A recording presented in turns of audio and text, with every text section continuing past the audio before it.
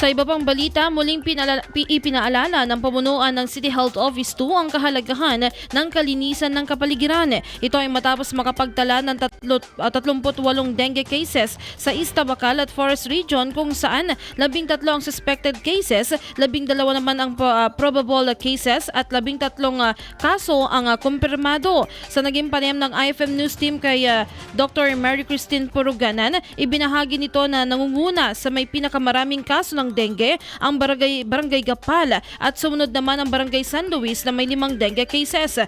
Dagdag pa ni Dr. Puruganan, kapag ganitong madami ang kaso ay may mga hakbang silang ginagawa upang hindi na kumalat pa ang sakit. Usually, kapag may mga cases tayo na ganito, ay lalo na pag may clustering of cases at dumadami ang cases sa isang barangay, may mga hakbang tayo na ginagawa. And this is being done by the City Epidemiology and Surveillance Unit together with our Sanitation Department.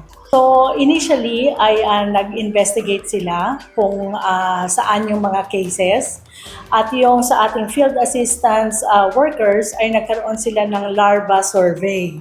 We must know that dengue is being transmitted by the mosquito Aedes aegypti. At itong larva survey na ito ay tinitignan nila kung ano yung mga nangongolekta sila ng mga lamok at kung anong species itong mga lamok na ito.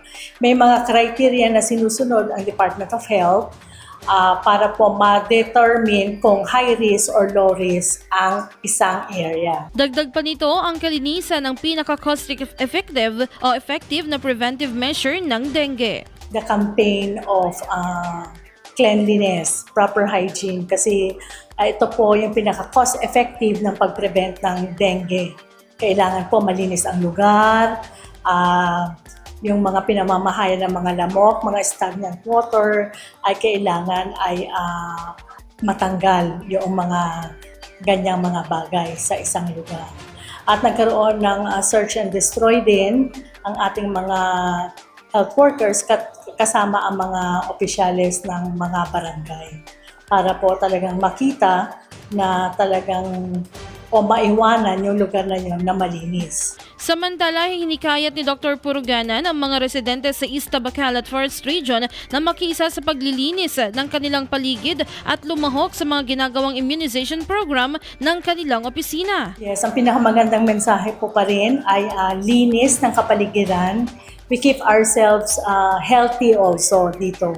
At kung i-integrate ko na rin po dito ang ating immunization program, pag may mga bakuna po para sa bata, matanda, geriatric, mga lolo't lola, ay kunin po natin pagkakataon ito dahil ito naman po ay libre na ibinibigay sa ating mga health offices. Sa pamamagitan ng immunization program, nagiging malakas at malusog po ang ating pangangatawan.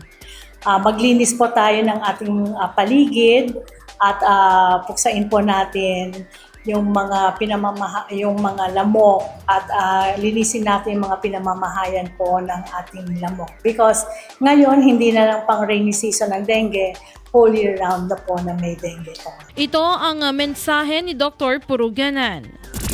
IFM News.